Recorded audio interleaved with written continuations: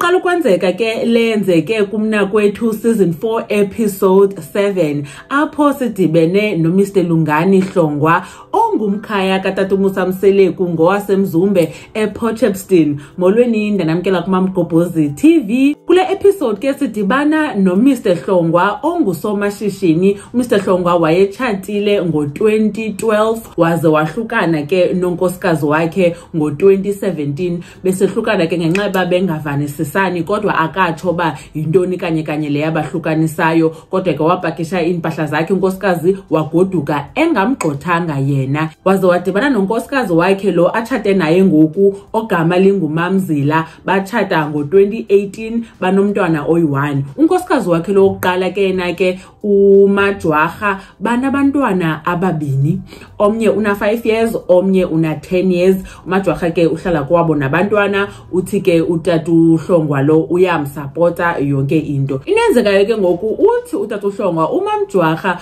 uye wamthinta esithi ufuna ubuyela emzini wakhe, wabiza abakhongi, wabiza nefamily yakhe uMr Hlongwa, wathetha nabo echaza nezizathu zakhe zoba efuna ubuya. Yathi ifamily kaMr Hlongwa ayike bayekela kuye uba athathe idecision yoba uyamvumela abuye lo nkosikazi wakhe oqala wahlukana naye ngo2017 okanye angabuyi. Then waya kuTata Musa Mseleku ke ngoku ezomcela uba amkhaphe ayothetha nonkosikazi wakhe lo akunye naye ngoku amxelele ngalento. Kwaye ke ngoku ngokuya wayetshata noMamzila wayemxelela uba ichapter yakhe noMajwarha lo etshate naye kuqala ivaliwe, so ngoku izawukhangeleka ingathi mhlambi wayemqhatha okanye emphosisela. So ilonto ke ukwecela uTata Mseleku aze abe khona. Hayi ke sadibana naye nathi uMamjwarha wachaza uMamjwarha uba ewe yena uTata umntanakhe uyamthanda kwaye ke ngoku akafuna liba abantwana bakhe bakhule ngaphandle kotata bo ngobuhlala kwabo nabantwana. Ewe utata uyabasupporta kodwa akekho full time.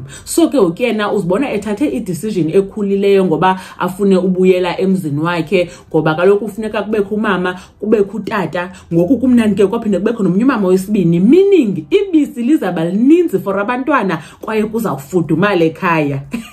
So ke sadibana naye ke uMamzila wambona uMajwarha wathi hey uyamazi uMajwarha kodwa zange wathetha naye. Apparently ke bekukho ibirthday yalo mntana wakhe uMamzila, then wacela kutata ekhaya ba how about sibize nabantwana bakho aba bakankosikazi wokuqala basijoyine. Nyani uthi ke kwambona xa wezise abantwana then waphinda wazubalanda abantwana ke batya kwaSpare bathatha neboat cruise. Yena ke phofu uMajwarha uhlala embumbulu ezilalini ubhizi uyatheza sana nenkuni. Ndabona ba inoba sana uMajwarha ubonile ba hey ingathi noko enxa umjongile ke uMr Hlongwa lo ingathi noko imali unayo, wabona sana mna ndibhizinisi ezilalini ntsala kanzima kuphilwa ntofo pha. Hayi manibuye kaloku sana ndashesha ndahamba. Uthi ke wayesemuncwena ngoko I think wena 19 or 20 ngokwetshata ufilela kuba ngawengahambanga, so ilonto efuna ubuya ngoku. Ndaqomba inoba sebona nesoft life mntakabawo and ke ukuyachazela uba usamthanda utata wabantwana bakhe. Hayi ke wathi ke na ke uMamzila xa xelelwa lento ngutata ekhaya apparently ke wakhe wayimention ngaphambili ba hey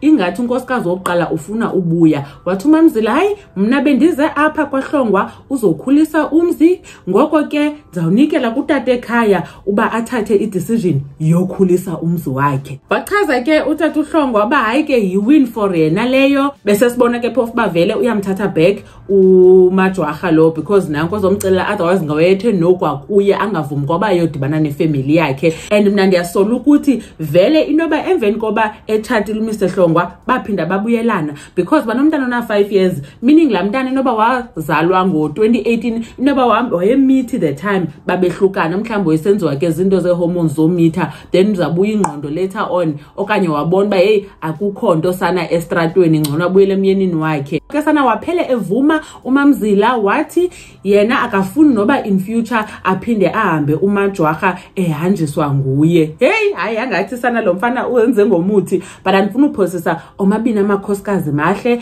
and bobabini banomoya phansi ingathi ngalunga lanto esithembu. And ubhuti ukhangeleka ngathi unemali. Wabuza uTata Musa Mseleku ke ngokuba uza kwenza njani. Wathi hayi kofuneka ngokwalo kwahlengahlengise ebengasiplana ngesithembu sivele sazenzekela kodwa kuzawufuneka kufuneka enze uba akho nto zenzekayo ukwenza omnye angazifili kakuhle kwispace sakhe, meaning inoba uzamakhela ke umajwarha nalo azihlalele then ke ibe yiloo nto yenzekayo. Umamkhulu ke uphele singamazi uba ngubani phakathi kwabo, wathi utata uMusa Mseleku kodwa kuzawufuneke khona kaloku umamkhulu. Mamgobhozi, uyabula kakhulu ngokuthi nibukele le video. Khani cheke nike uba nicinga ntoni ngayo, ndanibona kwivideo elandelayo. Bye.